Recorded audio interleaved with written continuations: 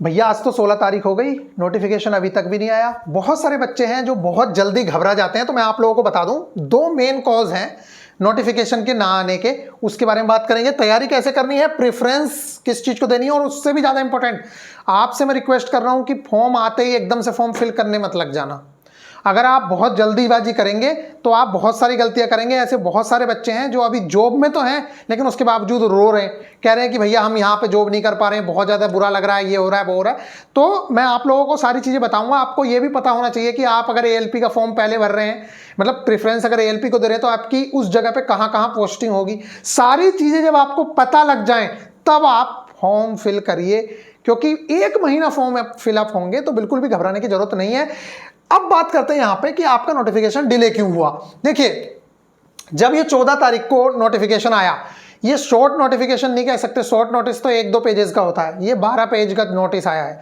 मतलब ये मान के चलिए सिर्फ वैकेंसीज की डिटेल को अगर छोड़ दिया जाए तो इसके अंदर बाकी सारी चीजें बता दी गई, सिलेबस बता दिया गया, एग्जाम की डेट बता दी जाएगी कि भैया सितंबर के बाद हम कराएंगे, सिलेबस दे दिया, सारी चीजें दे दी। तो इससे एक ही चीज पता चल रही है, कई बार क्या होता है, देखिए ये जो वैकेंसीज का फंडा है ना, ये निकालना बहुत बड़ी बात है। मतलब ये ऐसा नहीं है, और जितनी जल्दबाजी में चीज़ें हुई, क्योंकि बालासोर के बाद से बहुत तेज़ी से, तो हो सकता है, क्योंकि देखो ऑल ओवर ऐसा है कि अगर जगह जगह को निकालना होता कि भैया भोपाल वाले अपना निकाल दो, जम्मू वाले, तो होता ये कि सबका आ जाता आसानी से एकदम से। लेकिन हो ये रहा है कि सेंट्रलाइज नोटिफिकेशन आने की बात हो रही है कि पूरे ऑल ओवर इंडिया का आएगा। तो अगर एक भी जगह का, मान लीजिए 16 जगह हैं, 18 जगह हैं, वहां से अगर एक भी जगह से वैकेंसी की सही कैलकुलेशन नहीं हुई है, जो उन्होंने कहा है कि भैया हम दोबारा से करके देते हैं, कुछ करते हैं, और सैटरडे और संडे को वैसे भी ऑफिसेज बंद रहते हैं, तो हो क्या रहा है, जिसकी वजह से ये शॉर्ट नोटिस निकाल दिया है जिसके अंदर सिर्फ वैकेंसीज की डिटेल नहीं है। तो वो जो डिटेल है उसकी वजह से ऐसा लग रहा है कि भैया डिले हो गया है, किसी एक की वजह से या 2 की वजह से, जो वैकेंसीज की डिटेल नहीं दे पाए होंगे, जिसकी वजह से नोटिफिकेशन को डिले कर दिया गया है। और दूसरा जो मेन कॉज है वो ये है कि रेलवे में जैसे DRM ऑफिस है, GM, मैक्सिमम जो बड़ी बड़ी आप लोगों को ऑर्गेनाइजेशंस या संस्थाओं के नाम सुन रहे हैं आप, ये सब के सब सैटरडे और संडे को ऑफ ही रहते हैं। तो उससे पहले फ्राइडे की इवनिंग में ये शॉर्ट नोटिस निकाल के आप लोगों को बता दिया गया कि आप ये सारी चीज़ों की तैयारी कर लो, ये चीज़ें आप लोगों से चाहिए होंगी हमें, बाकी वो अपना प्रोसेस कंप्लीट करके फॉर्म निकाल देंगे। तो सबसे बड़ी बात तो यह है कि आप लोगों को बिल्कुल भी घबराना नहीं है, क्योंकि वैकेंसी आप लोगों की निश्चित है और वो आ रही है, और उम्मीद भी है कि अच्छी खासी वैकेंसी आ रही है।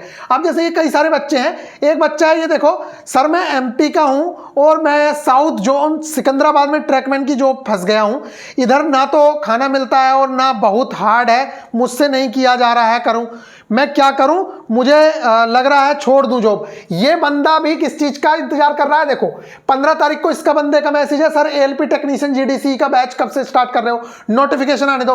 मतलब ये सारे के सारे बच्चे, ये वाला बच्चा भी है, ये भी अब उसी की तैयारी में है, इनके पास भी ITI है। आप देख सकते हैं यहाँ पे पूरी डिटेल में उस बंदे ने भी बताया है उसको कितनी हेल्प हुई थी, अभी भी ग्रुप D में वो लग गए हैं, यहाँ पे आप देख सकते हो।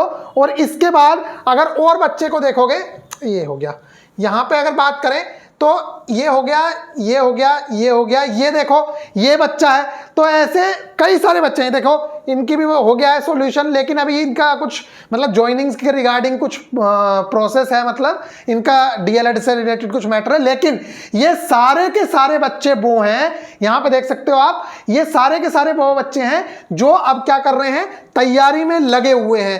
कहने का मतलब यह है कि इनके पास जॉब भी है और उसके बावजूद भी जो बच्चे दूर फंसे हुए हैं वो अपनी तैयारी को बूस्ट दिए हुए हैं और बहुत अच्छे से तैयारी कर रहे हैं।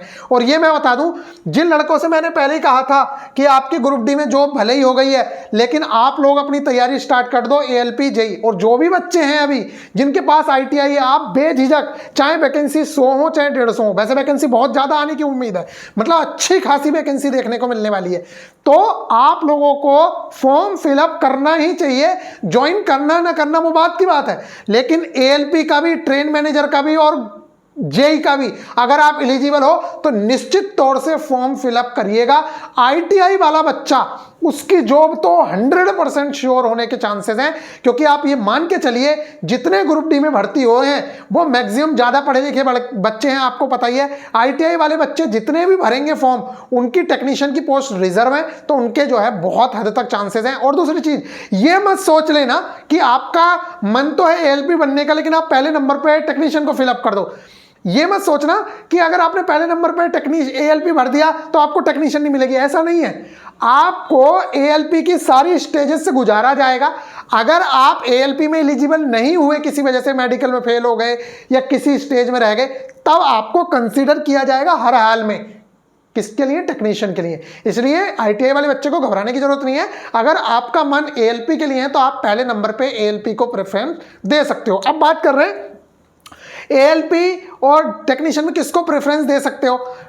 देखो, मैं ज्यादा कुछ नहीं कह रहा हूं, मैं एक वीडियो बहुत अच्छे से बना चुका हूं और मैं बनाऊंगा भी, और बुक्स के रिगार्डिंग भी आप लोगों को वीडियो मिलेगी। प्रिपरेशन कहां से करनी है, किस चीज को पढ़ना है, इन 2-2.5 महीने के अंदर किस तरीके से आपको सिलेबस को कंप्लीट करना है, ये सारी की सारी चीजें हम लोग करेंगे। लेकिन मैं जो आप लोगों से ये कहना चाह रहा हूं कि वैकेंसी जितनी भी आएगी आपको पॉजिटिव रहना है, क्योंकि आप ये मान के चलिए 8 गुना बच्चा, सिर्फ 5,000 वैकेंसी भी अगर मानी जाए ना, सिर्फ 5,000, और उसका 8 गुना किस में लिए जाएंगे? साइको के लिए दिए जाएंगे। तो 40,000 बच्चा होगा भी नहीं उतना, तो 40,000 बच्चा होगा भी नहीं, और 40,000 बच्चा आप लोगों का किसके लिए आ जाएगा? क्योंकि 1900 ग्रेड पे की जॉब में 2400 वाला आएगा नहीं। आप लोगों की फॉर्म फिलअप करोगे 1800 ग्रेड पे, मतलब ग्रुप डी वाले बच्चे ही, तो आप लोगों के चांसेस बहुत ज्यादा बनने वाले हैं। साइको की आपको बिल्कुल भी टेंशन नहीं लेनी है, साइको हम तैयारी आप लोगों को करवाएंगे। सीबीटी 2 में मैं आप लोगों से बहुत पहले से कह रहा था, लेकिन जिन लोगों ने मानी है उनके तो मजे हैं, क्योंकि अभी हमने सिलेबस निपटाया है। फिजिक्स देखो, अब यहां देखो जरा, यहां आओ। एग्जाम कब होगा? एग्जाम के जो चांसेस हैं वो मिड अक्टूबर में चांसेस हैं एग्जाम के होने के। मिड अक्टूबर में आप लोगों का अक्टूबर नवंबर के आसपास एग्जाम हो जाएगा। ठीक है, उम्मीदें यही है, क्योंकि बहुत ज्यादा तेजी से ये प्रोसेस कंप्लीट होना है। इसके बाद बुक्स की वीडियो मैं दे दूंगा अभी आप लोगों को। साइको की टेंशन बिल्कुल नहीं लेनी है। ट्रेड का जो टेंशन है वो तब खत्म होगी जब फुल नोटिफिकेशन आ जाएगा। वैसे तो बता ही चुके हैं आप लोगों को, और 2 महीने का टाइम है, इतना ज्यादा घबराने की जरूरत नहीं है। ट्रेड में सिर्फ पासिंग मार्क्स लेके आना है आपको 35%, वो बहुत आसानी से ले आओगे।